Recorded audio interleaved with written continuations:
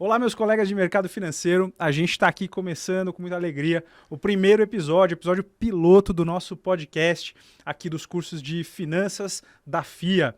E para começar com o pé direito aqui, para começar com tudo, hoje eu vou bater um papo com um dos professores dos cursos de finanças, de pós em finanças da FIA, que é o professor Bruno Caos, que está aqui com a gente.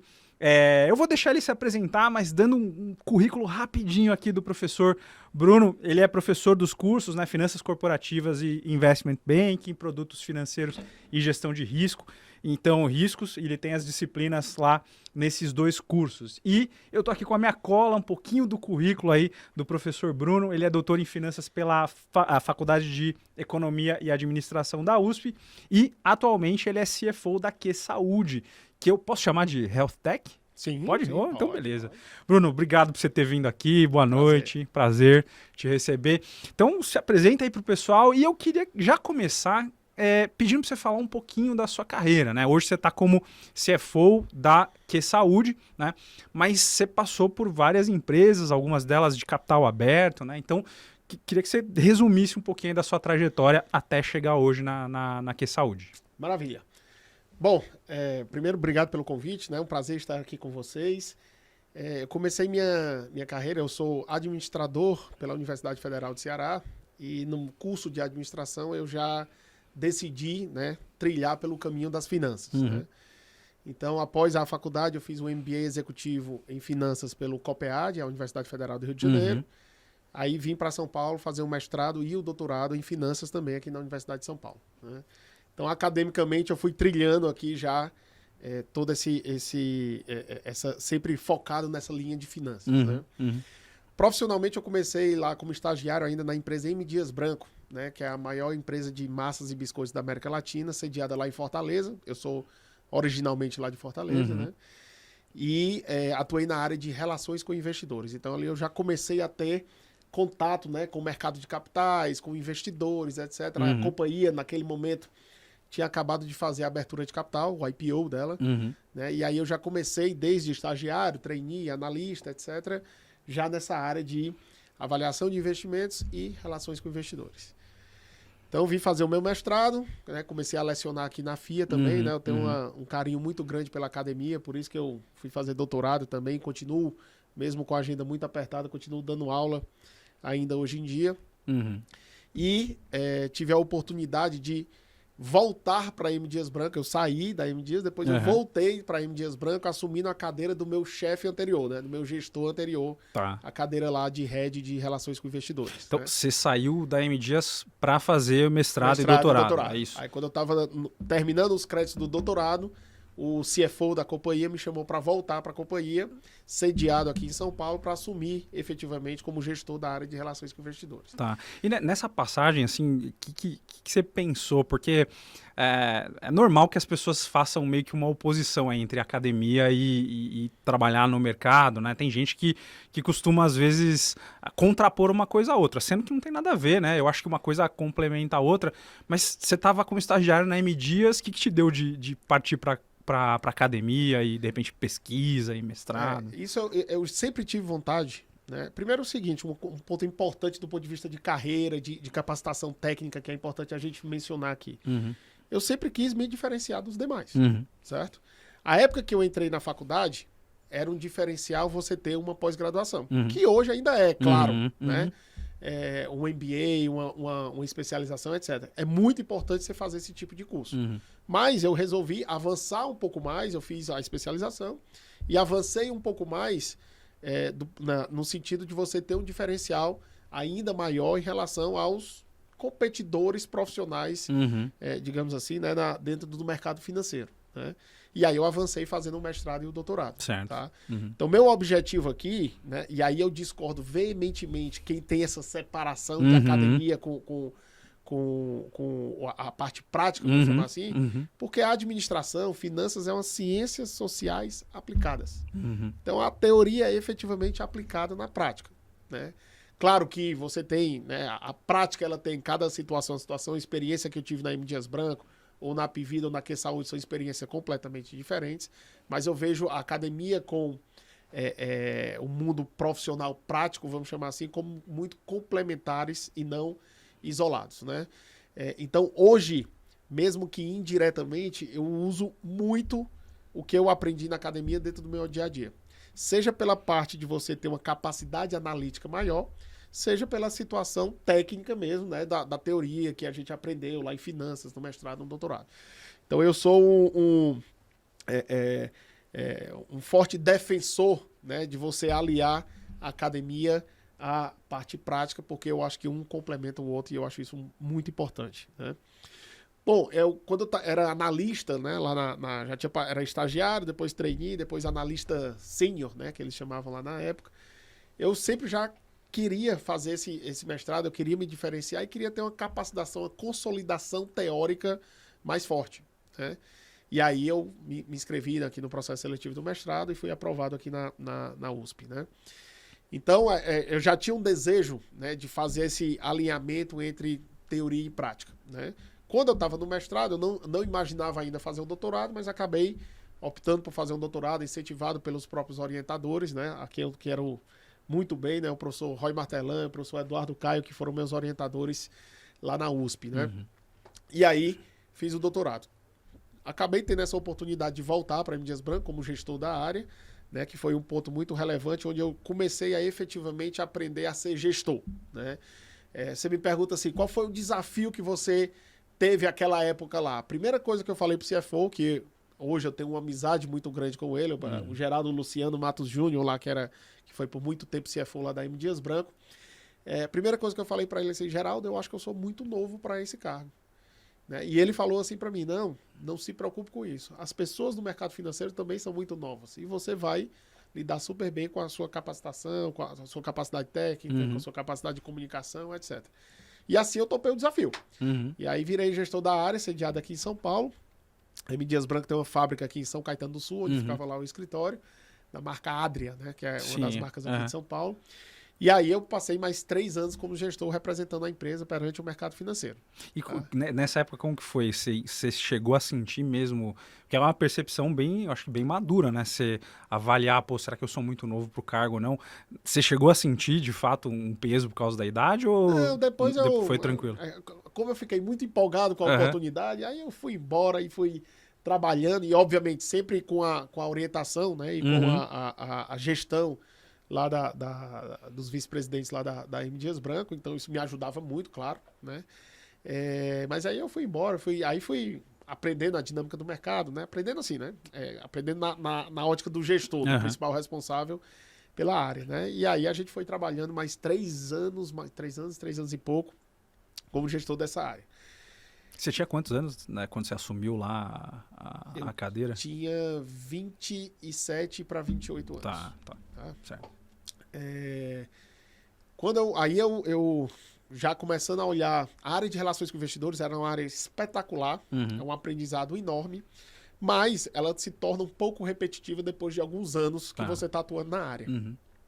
E eu sou muito inquieto, né? Sempre quero novos desafios, quero ver novas oportunidades, aprender. Eu quero estar aprendendo o tempo todo, E aí me veio a oportunidade, né, pela primeira vez, de assumir o cargo de CFO, efetivamente. E aí foi no grupo Apvida, também sediada lá em Fortaleza. Aí eu voltei para Fortaleza. Né? A Apvida é um grupo de saúde, né? Da área da saúde, plano de saúde. Hoje, o maior grupo de saúde do Brasil.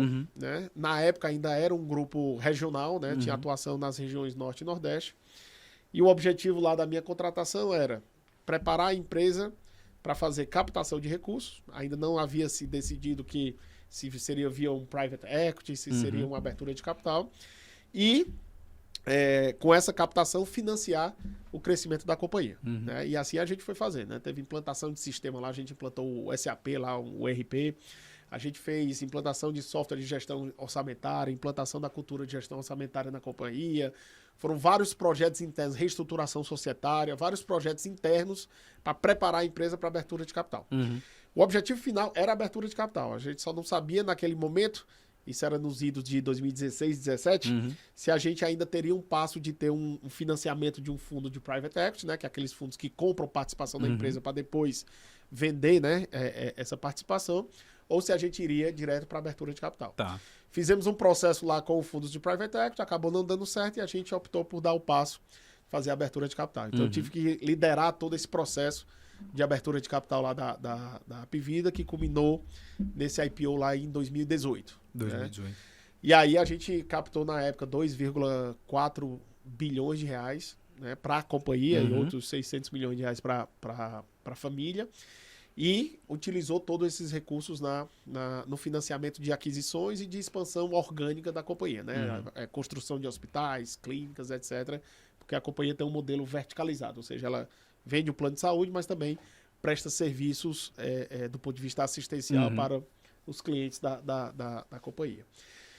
E aí teve depois um follow-on, né, que foi uma oferta subsequente de ações, mais captação. A gente fez uma emissão de debêntures também, que era outra captação agora com título de dívida. Né? Foram vários processos de captação com o objetivo sempre de financiar. Né? E aí a empresa se tornou uma empresa nacional. Foi a primeira companhia a ter um modelo verticalizado em todas as regiões do país. Né? E culminou depois, né, mais recente, com a fusão com a Notre Dame Intermédica aqui de São Paulo. Enfim. E hoje é o maior grupo de saúde aí do país. Quando teve a fusão, você já não estava mais lá, ou ainda estava? A gente começou o processo e aí depois eles finalizaram. Um ponto relevante que tive nessa época, né, depois de feitas as aquisições, as integrações, etc., foi quando veio a oportunidade de ver a Q Saúde. Né? E aí a Q Saúde, um modelo completamente diferente do que eu já estava acostumado, porque eu sempre trabalhei em grandes corporações. E aí a Q Saúde é um HealthTech, né, um startup que estava começando a operar naquele momento. Quando eu entrei, a empresa não tinha ainda 6 meses de vida. E aí o desafio era de colocar as coisas para funcionar efetivamente bem do comecinho, né, o que tornou um desafio assim, bastante atrativo para mim. E aí eu topei o desafio, vim aqui para São Paulo, né, e aí nós estamos tocando aí esse crescimento da companhia, essa estruturação desse novo modelo de negócios, né, de utilização de tecnologia, né, de gestão e ciência de dados de saúde, com o objetivo de tornar uma companhia sustentável aí ao longo do tempo. Uau, caramba! Uma baita trajetória, né? Eu tô pensando ainda no que você falou da Apvida, do seu tempo lá, né? Putz, você participou de uma operação de IPO, depois follow-on e emissão de debêntures. Deve ter sido... Como é que foi esse período? Deve ter sido uma escola absurda, né? São operações que a gente que acompanha o mercado considera assim, nossa, uau, né? Uma abertura de capital. Sem dúvida, são aprendizados assim gigantescos, né? O processo de IPO é um aprendizado muito grande. Né? A gente até leciona muita coisa aqui nos cursos aqui da FIA, de forma prática, né? Falando como é que acontece o processo, etc. Mas a vivência desse processo é muito intensa. Então eu não consigo agora lembrar quantas noites foram viradas assim, e as equipes como todo, né? Eu me lembro que a gente fez uma que a gente chamava lá de sala de guerra, né? Que a equipe de contabilidade e controladoria ficou operando 24 horas durante 2 meses seguidos. Uau. Aí tinha gente que entrava 6 da manhã e saía 8 horas da noite, gente que entrava 4 da tarde e saía 6 da manhã, ou seja, a operação rodando direto, quase que como se fosse um hospital, mas com o objetivo de preparar toda a documentação e as informações que eram exigidas pela Comissão de Valores Imobiliários, a CVM, dentro de um processo como esse. Então são operações bastante intensas, mas de aprendizados enormes, e que realmente são aprendizados que ficam para a vida. Né? Cara, e agora você vai para uma empresa que está caminhando aí, dando os primeiros passos, né? Mudou muito o jeito de trabalhar, assim, o que você sentiu de diferença? Os processos são mais ágeis? Mudou muita coisa na sua vida depois que você foi para uma HealthTech, comparando com a Apvida ou não? O desafio é muito grande, certo? Você começar do zero realmente é um desafio. E aí, em todo esse ambiente econômico do Brasil, né, de competição dentro do setor de saúde, etc., é um desafio muito grande, mas, por outro lado, um aprendizado também muito grande. Tem algumas semelhanças, claro. Né? Por exemplo, a gente fez uma implantação de um ERP novo lá no sistema lá de contas a pagar, contas a receber, e contabilidade, etc., lá na Q Saúde também. Que foi um processo parecido com o da Apvida, obviamente com as devidas proporções. Tá? Mas os desafios que você tem do ponto de vista de aprendizado, é que em empresas menores você acaba tendo que cuidar. Eu cuido muito mais do que só o financeiro.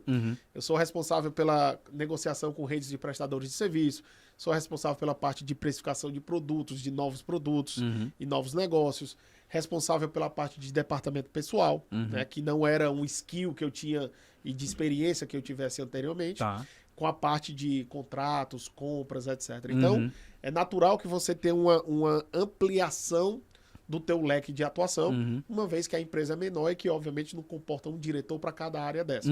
Né? E aí isso torna o desafio mais interessante, né? Inclusive para você ter ampliar esses teus horizontes, pensando lá na frente em termos de carreira, que quiçá eu não estou me preparando para se tornar um CEO de alguma empresa no futuro. Tá, entendeu? legal. Então isso é um ponto bastante relevante.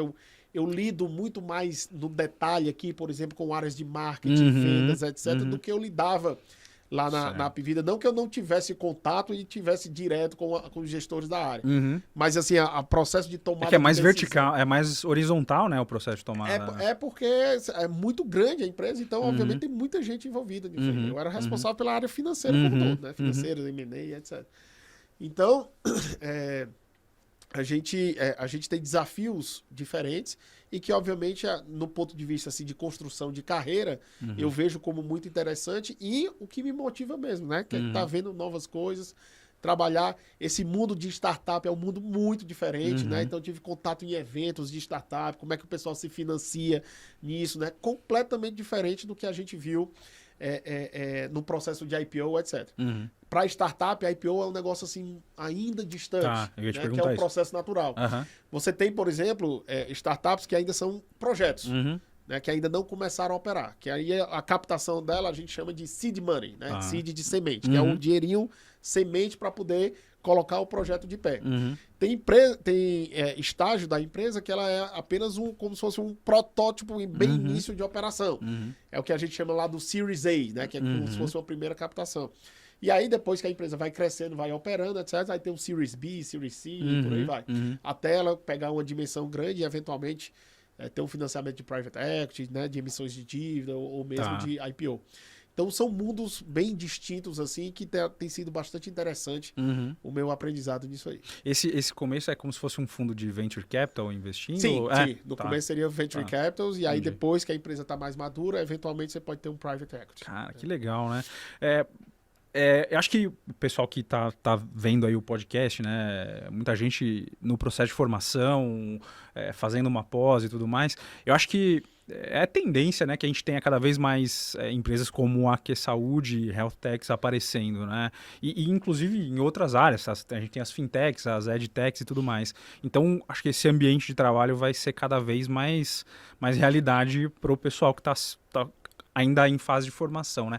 Você acha que tem um perfil específico de profissional ou dá para transitar bem e trabalhar numa grande empresa, sei lá, numa Coca-Cola, numa, enfim, hipermarcas, que nem é mais hipermarcas, né? A Hypera.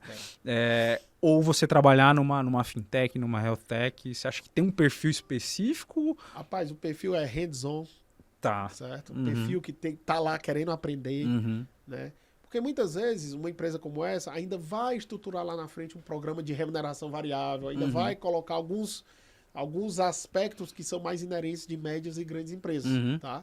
Então, o objetivo disso aqui é realmente acreditar no produto, no propósito da companhia. A gente tem uma missão lá na QSaúde de democratizar o acesso à saúde. Legal. Né? E como é que a gente estabelece um modelo de negócio que seja sustentável para a gente poder dar acesso aquelas pessoas que muitas vezes antes não tinham um plano de saúde. Hoje, das nossas vendas, aí, em torno de entre 40% e 50% das vendas, segundo a nossa pesquisa, ela vem de pessoas que estavam no SUS antes e que estão comprando, não necessariamente pela primeira vez, mas que estavam no SUS antes comprando um plano de saúde. Que legal. E aí prover uma rede assistencial de qualidade para essas pessoas é um propósito muito legal das pessoas estarem seguras, né, e confiarem na marca da QSaúde, estarem seguras de serem supridas dos serviços assistenciais de saúde por parte da nossa empresa. Então, isso é uma coisa assim muito motivacional, muito legal, que vai muito mais além do que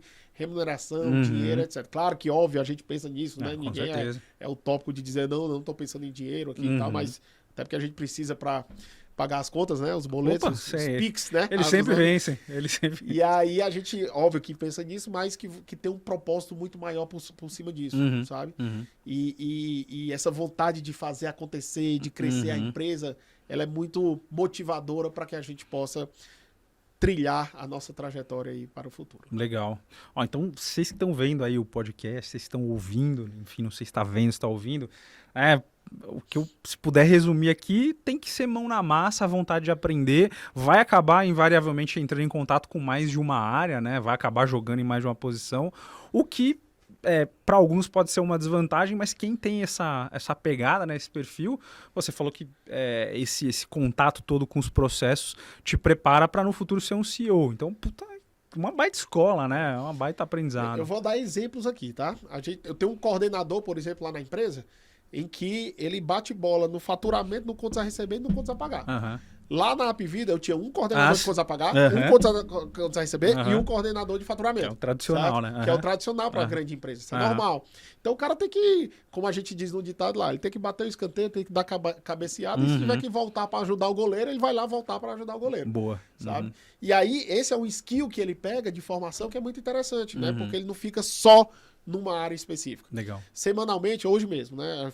Eu faço uma reunião com toda a equipe aqui, inclusive para poder incentivar as pessoas a olharem um pouco mais a realidade de outra área. Então, a contabilidade está junto com contas a pagar, com contas a receber, com faturamento, e o pessoal do contas a receber, contas a pagar e faturamento está entendendo o que o trabalho deles impacta lá na contabilidade, o que a contabilidade impacta na parte regulatória lá da Agência Nacional de Saúde. Então, isso provê, né, na minha visão, isso provê um aprendizado mais acelerado, eu poderia até dizer, mais acelerado, dos processos básicos financeiros, assim, do que numa grande corporação que você fica mais especializado. Legal, boa. Agora, eu tenho uma curiosidade que ouvindo você falar aí das suas passagens por empresas, que é a seguinte, a gente vê muita gente que começa a estudar finanças e que vai para fazer uma pós e tudo mais, o pessoal meio obcecado ali com o mercado financeiro, banco de investimento, corretora e tudo mais. E você já teve uma trajetória diferente, você trabalhou em empresas, a maior parte não financeiras, né? Então, alimentos, agora a parte de saúde. O que te levou a escolher isso? Você chegou a cogitar a possibilidade de repente ir para um banco de investimento ou sempre te atraiu mais esse lado, sei lá, entre aspas, aí de economia real, né? De economia real mesmo, que a gente chama, né? Veja o seguinte, aí a carreira ela vai se construindo assim à medida que você vai tendo as oportunidades, etc. Como eu morava em Fortaleza, na época da minha graduação, o mercado financeiro lá em Fortaleza, obviamente diferente de São Paulo, é um mercado muito restrito. Né? Você não tem lá em Fortaleza a sede de um investment banking, né? A sede de uma... Assim, tem algumas boutiques de M&A, mas em proporções muito menores do que aqui e tal. Tem, imagino que escritórios de assessoria, né? De agente autônomo. Isso, mas com proporções muito menores do que aqui, né? São pessoas super capacitadas, super boas, mas em quantidade de oportunidades menores. Né? Ao passo que em empresas especificamente, né? Em área financeira de empresas, eu acho que não só lá em Fortaleza, mas de uma forma geral no Brasil, você tem um déficit de profissionais capacitados muito grande. Né? Assim como são outras áreas, aí, como TI, esse tipo de coisa. Né? Então, à medida que surgiu a oportunidade de eu enveredar para uma área financeira de uma grande corporação, eu entrei, fui fazendo, acabei gostando, né? Hoje lido muito com o pessoal do mercado financeiro, né? De investment bank, etc. Mas eu vejo que para o meu perfil, eu sou um perfil muito mais da economia real mesmo, de fazer a gestão financeira de uma companhia, de fazer acontecer esses projetos, etc. Que são bastante diferentes do que são nas instituições financeiras. São simplesmente carreiras diferentes. Não existe o certo, não existe o errado. Existe o perfil de quem está lá para fazer acontecer. Tá? Eu vejo com muito bons olhos, né, quem está fazendo o encarreiramento e quem pega experiência, assim, eu tenho um contato assim, com o pessoal de investment bank que acabou de entrar no banco e tenho contato com o vice-presidente daquele banco que já está trilhando carreira na instituição há muito tempo, né? Ou nas instituições financeiras há muito tempo. E realmente a experiência, né, e a visão de negócio que aquela pessoa vai tendo ao longo do tempo, pelo fato de lidar com diversos tipos de operações, diversas empresas de setores diferentes, também traz uma bagagem muito grande para aqueles que fazem parte do mercado financeiro, que obviamente tem um papel importantíssimo, que é ajudar as empresas a se financiarem, e as empresas se financiando vão fazer investimentos, vão gerar emprego, vão gerar renda para as famílias, vão gerar consumo e assim sucessivamente. Então, acho que cada um tem seu papel muito importante assim, dentro da economia como um todo, dentro do perfil do mercado como um todo. E acaba que tangencia, não é? As duas áreas, elas se encontram em muitos momentos, né? Porque, por exemplo, você participou liderou aí uma operação de abertura de capital. Você tem que entender do mercado de capitais para poder agir adequadamente ali, né?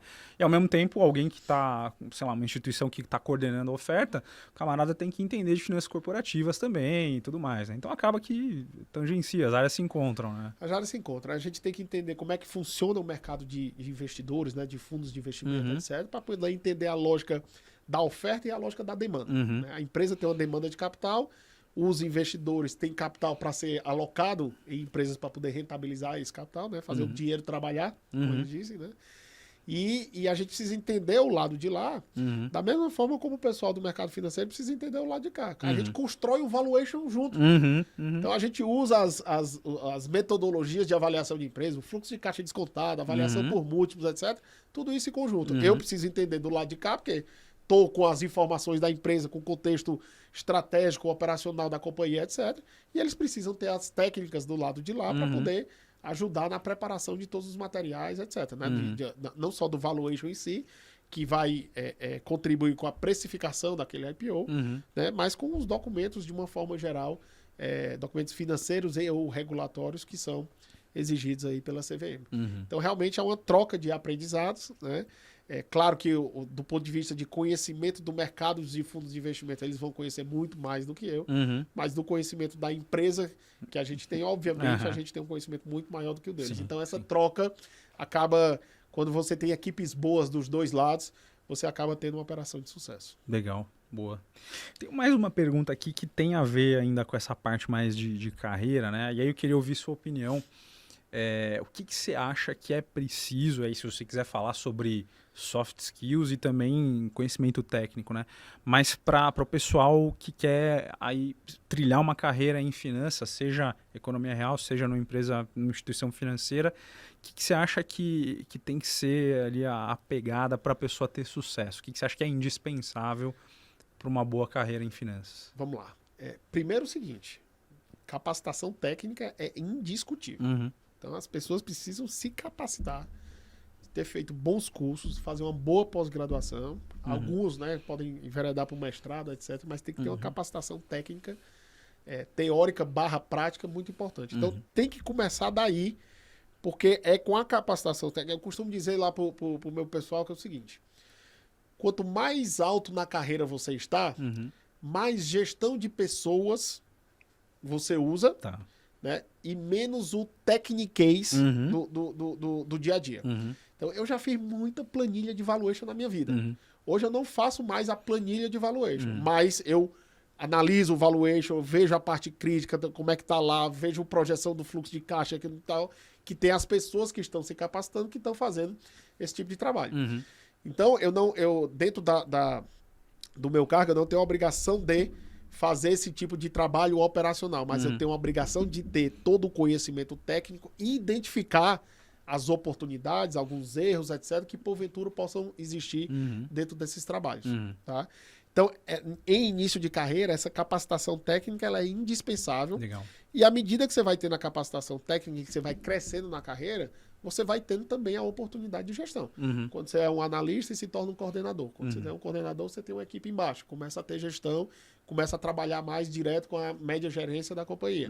E depois você vai angariar, tornar uma gerência que vai ter mais contato com com a diretoria e assim sucessivamente, né? Dentro de um plano de cargos e carreiras tradicional. Tá? Então isso é um ponto bastante relevante e você vai tendo que aprender um pouco mais a lidar com os seus pares, a lidar com as pessoas que estão embaixo, se colocar um pouco no lugar delas, entender a situação, dar oportunidade de aprendizado. Né? Eu não posso demitir uma pessoa por um erro específico. Eu preciso acreditar naquela pessoa, capacitar aquela pessoa, dar oportunidade. Agora, claro, se são erros sucessivos, aí é problema de performance. Né? Aí é outra conversa. Né? Então, a gente precisa ter essa capacitação técnica e, ao longo da carreira, ir aprendendo essa capacidade de gestão para você poder assumir essas duas grandes frentes, vamos chamar assim, né? De ter o conhecimento técnico da tua área, que você é responsável por isso, mas também tem a capacidade de gestão de pessoas, que é um ponto bastante relevante à medida que você vai crescendo aí nas organizações. Legal. E aí, bom, a gente acho que quando a gente fala de capacitação técnica, é indiscutível, né? Você se preparar por meio de cursos, de uma pós-graduação. Essa parte de gestão, o que você acha? A preparação técnica também é muito importante nisso? Quanto de gestão você conseguiu aprender na prática, ali no dia a dia? Como é que você vê isso? Olha, a parte técnica ela é importante. Né? Eu não vou dizer que eu tenho a capacitação técnica em recursos humanos aprofundados, não. Né? Eu não fiz uma pós em recursos humanos. Né? Tenho conhecimentos de recursos humanos. E isso muito aliado à vida. Felizmente ou infelizmente, a vida ela vai te trazendo experiências, né? Vai te trazendo oportunidades e que, ao você vivenciar, você passa a lidar de forma melhor com algumas situações à medida que você já passou por esse tipo de situações ao longo do tempo. Tá? Então, eu vou dar um exemplo aqui. Em um determinado momento da minha carreira, a gente teve que fazer uma redução, um plano de redução de gastos na companhia, etc. Né? Que o plano de redução nunca é um plano que você faz satisfeito, né? Principalmente se você tiver que reduzir pessoas, etc. Né? E numa primeira vez que você faz isso, você tem uma certa dificuldade, que é a primeira vez que você está fazendo. Depois você vai tendo que vivenciar isso outras vezes. O fato de você já ter tido essa experiência na vida vai fazendo com que você melhore ao longo do tempo, né? Aprenda com os seus erros, isso é um ponto importantíssimo. Tem que ter a humidadezinha, o pé no chão, aprender com os erros para que você possa, nas outras oportunidades ou na necessidade de vivência, esse tipo de situação, que você possa lidar da melhor forma possível. Muito bom, muito bom. Eu acho que o pessoal que tá vendo aí, ouvindo o podcast, né, são insights muito legais para o pessoal que está trilhando, está buscando crescer na carreira. Eu queria puxar agora a sardinha aqui para uma brasa mais técnica e falar um pouquinho da sua disciplina nos cursos de pós, né? Dentre as disciplinas que você ministra, uma delas é a de IPO, certo? Perfeito. E a primeira pergunta que eu queria te fazer, na verdade, não é exatamente uma pergunta, mas eu queria que você falasse um pouquinho sobre como é que é essa disciplina, né? O que o aluno que faz essa disciplina de IPO, o que ele sai dela sabendo, qual a competência que ele adquire depois de ter visto essa sua disciplina. Nessa disciplina a gente busca trazer um panorama geral, né, de como é que é um processo de IPO, e aí eu vou colocando isso na prática, porque já tendo vivenciado esse tipo de processo, tá? Fala quais são as características que tem as empresas, quais são as vantagens, as desvantagens, quais são as dificuldades que uma empresa pode ter num processo de IPO, mas a gente também tenta abordar um pouco do cenário macro de quando que favorece, né, as empresas, os momentos em que favorece as empresas a procurar uma alternativa de captação como um IPO e momentos que não favorecem a isso, que a gente chama de janelas de oportunidade. Por exemplo, esse ano nós já tivemos IPO. É um total de zero até agora. Total de zero até agora. É isso. Então, o que acontece? E aí já falando um pouco do cenário atual. Nós estamos com um cenário de taxa de juros muito alta. Certo? A máxima de finanças, ela diz o seguinte: quanto maior o risco, maior deve ser o retorno. Então, se você tem um cenário de renda fixa que tem um risco muito menor, já com uma elevada taxa de remuneração, para que a ótica do investidor vá para o mercado de capitais para investir em renda variável, ele precisa ter um retorno ainda maior. Né? Consequentemente, eu preciso casar a oferta de capital com a demanda de capital.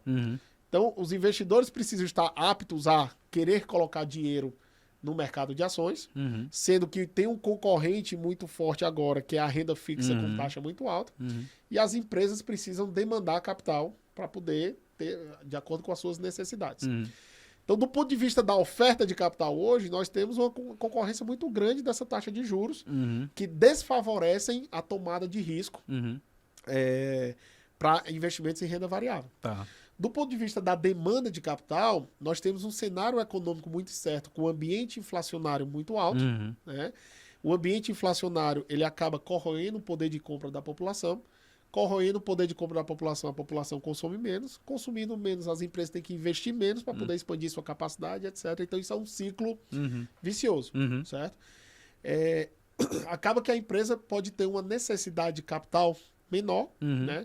Ou o ativo que a empresa tem, ele pode estar, na visão do acionista vendedor, com um preço muito barato devido a essa situação macroeconômica em que os investidores vão dizer o seguinte, olha, eu até compro essa ação, mas eu quero um desconto muito alto para poder valer o risco que eu vou tomar.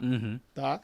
Então, esse casamento de oferta e demanda, existem cenários que favorecem muito isso, como teve lá em 2020, 2021, né, que tinha um cenário de taxa de juros muito baixa, né, um cenário de demanda de capital muito grande, que aí casou a oferta com demanda e você teve várias e várias operações no mercado. Tá? A gente teve, se eu não me engano, em 2021 foram 14. Não, foi mais. Mais? Foi mais. Ah, teve... 2020... Ah, não, perdão, 14 só no primeiro trimestre do não, ano. Tudo bem, tudo bem. Foi 2020, acho que foram 6, e 2021 foram 14 no primeiro trimestre, comparando com esse agora que não teve nenhum, né? Perfeitamente. É isso aí. Então você tem essa janela de oportunidade que você vê, não é todo o tempo que a gente ainda tem um fator adicional em 2022. Você tem a eleição federal, né? Que aí fica aquele... de alguma forma a política gera também um pouco de volatilidade no mercado, né? Para saber os direcionamentos que a economia vai ter no final do governo atual, no próximo governo, independente de quem seja o nosso governante. Né? Então ainda tem um componente adicional, vamos chamar assim, de risco e volatilidade que ocorre a cada 4 anos, inevitavelmente, aqui no Brasil. Tá. E agora, tem um dado que eu separei aqui de que, apesar de não ter tido nenhum IPO nesse primeiro trimestre, a gente teve um recorde de captação de empresas via instrumento de renda fixa, né? Então, debentures, né? Principalmente debentures, né? Então, as empresas emitindo muito título de renda fixa e captaram aí, parece que foi recorde, eu não tenho exatamente aqui, tenho sim, 105 bi nesse começo de ano, nesse primeiro trimestre. Então, é recorde aí. Isso aí nada mais é do que o casamento com a oferta e a demanda. Veja o seguinte, se os investidores estão um pouco mais aversos ao risco de renda variável, eles vão pegar o capital deles e alocar em renda fixa. À medida que uma pessoa física tem uma oportunidade, por exemplo, de comprar um certificado de recebíveis imobiliários, um CRI, que não paga imposto de renda naquela aplicação e que tem alternativas que estão pagando IPCA mais 6%, IPCA mais 7%, pô, aquilo se torna muito atrativo. Então, a destinação do capital, a demanda por esse tipo de ativo aumenta. Estou dando um exemplo do CRIs aqui, mas debêntures, enfim, vários e vários títulos aí de dívida, né? Então, faz com que o mercado seja mais demandante e, obviamente, as empresas que necessitam de capital, seja para rolagem da sua dívida. Né? Ela pega uma dívida, paga aquela que ela tem, né? E alonga o perfil daquela dívida. Né? Seja para alguma necessidade de capital de giro ou de capital para investimento, etc., elas têm a oportunidade que não tem no mercado de equity, né, de ações, tem eventualmente a oportunidade no mercado de renda fixa, dada essa situação. Né? Então, existe uma demanda por parte do investidor muito grande para esses tipos de ativos, porque imagina você, uma renda fixa que tem níveis diferenciados de risco, mas que, de uma forma geral, um risco menor do que em ações, e você tem a remuneração de IPCA mais 7 ou de CDI mais 3%, etc., poxa, é uma remuneração belíssima diante do cenário que nós temos hoje aqui. E aí, obviamente, você tem uma demanda de capital de alocação para aquele tipo de investimento. Tá. Então, é exatamente o oposto do que a gente estava falando aqui no mercado de ações, né? Onde você tem pouco casamento de oferta e demanda aqui, mas lá na renda fixa, que está muito atrativo devido à situação macro atual, efetivamente tem uma demanda de investimento muito grande. E para as empresas isso é bom? Assim, ou piora, por exemplo, a estrutura de capital, porque ela vai se endividar mais? Ou é só uma alternativa ao mercado de capitais, você emitir renda fixa ao invés de emitir ações? É uma alternativa ou é melhor? Ou não tem melhor, não tem Veja pior? o seguinte, se endividar não é um pecado. Pelo contrário, são alternativas de captação, de financiamento, do ponto de vista da estrutura de capital e até de valuation, isso pode ser muito benéfico para a companhia, a depender da situação. Nas aulas a gente detalha um pouco mais isso aí, né? Então, se você tem um nível de endividamento adequado, né, com estrutura de capital confortável, fazer emissão de dívida não tem, pelo contrário, é muito benéfico para a companhia, tá? E aí ela pode ver as alternativas que melhor cabe para aquele segmento e da demanda de mercado que ela tem. Você fazer CRI, por exemplo, que eu falei aqui, o certificado de recebível imobiliário, naturalmente são empresas do setor imobiliário, né? Mas debêntures já é generalizado. Né? Então, você tem, a depender do segmento, algumas alternativas. Tem o CRA, né? Que é o certificado de recebíveis do agronegócio. Né? Então, que empresas do agronegócio podem se aproveitar disso. Então, são alternativas que podem sim ser muito... influenciarem muito do ponto de vista de aumentar o valor da companhia. Né? Claro que a taxa de juros está muito alta, né? Então existe um custo do financiamento alto para toda e qualquer empresa, sabendo que a perspectiva de retorno daquela companhia é maior do que o custo desse financiamento, né? Ou maior do que o custo médio ponderado de capital da companhia. Faz sentido. Obviamente faz sentido a geração de valor para o acionista. Legal. Bom, a gente está caminhando para o final aqui do nosso podcast. Eu queria fazer uma última pergunta que eu acho que deve ser a pergunta também do pessoal que tá vendo, ouvindo, né? Você acha que tem janela ainda esse ano para retomada aí dos IPOs? Você acha que isso deve ficar mais para frente? Você mencionou que é ano de eleição, então é sempre incerto, né? Mas você acha que deve ter uma retomada? Eu li algumas notícias dizendo que o pessoal nos Estados Unidos espera aí talvez para o segundo semestre alguma movimentação, porque eles estão esperando algumas operações de follow-on. Se essas operações tiverem sucesso, né, derem uma aquecida no mercado, aí deve começar a desaguar e alguns IPOs estavam represados. Você acha que no Brasil isso tende a acontecer esse ano ainda ou é difícil? Olha, tem algumas variáveis que influenciam negativamente para isso. Tá? Uma variável é o próprio cenário macroeconômico dos Estados Unidos e da Europa, né, do ambiente inflacionário mundial que a gente está vivendo. Né? Os Estados Unidos está com as maiores inflações das últimas décadas aí. Né? E isso pode favorecer com que os investidores dos Estados Unidos migrem para a renda fixa. Imagine lá que o T-Bond de 10 anos, que é um título público do governo americano com prazo de 10 anos, em vários momentos aqui de eu lecionar aqui na FIA, o T-Bond estava pagando 1,3% ao ano, 1,5% ao ano. Semana passada eu fui ver o T-Bond lá, estava pagando 2,7% ou 2,9% ao ano. Tá. Que é uma diferença muito grande, que para a ótica da rentabilidade do investidor, é uma ótica de rentabilidade em renda fixa muito maior do que tiveram outrora. Né? Então, isso pode favorecer que o investidor fique um pouco mais em renda fixa do que em renda variável. Tá? Óbvio que, à medida que você vai arrefecendo o ambiente inflacionário, né, que as coisas vão voltando um pouco mais ao normal dentro do ambiente, aí você pode ter uma natural movimentação para um apetite ao risco maior e, consequentemente, voltar ao mercado. E no Brasil isso ocorre ao mesmo. Aí um fator adicional que nós temos é que tem um componente de volatilidade, não só um, né? Mas um componente de volatilidade que pode influenciar, que são eleições. Outro componente que a gente precisa estar alerta, a questão da guerra na Ucrânia e as consequências disso do ponto de vista macroeconômico mundial, né, que às vezes a gente tem surpresas, né, que são inesperadas e que de alguma forma podem influenciar isso aí. Mas Eu acredito muito mais num potencial, né, a depender de como é que a gente vai ver a situação econômica, mas num potencial de desenvolvimento maior, de necessidade de capital e oportunidades de IPO mais para o próximo ano do que para o ano de 2022. Tá. O humor do investidor estrangeiro pesa muito, né? Porque basicamente ele que acaba, talvez um dos principais que dá vazão para um IPO, né? Que absorve aí a oferta. Nos idos ali de 2007, 2006, 2007, que a gente teve um boom de IPOs, os investidores estrangeiros representavam em torno de 70% das operações.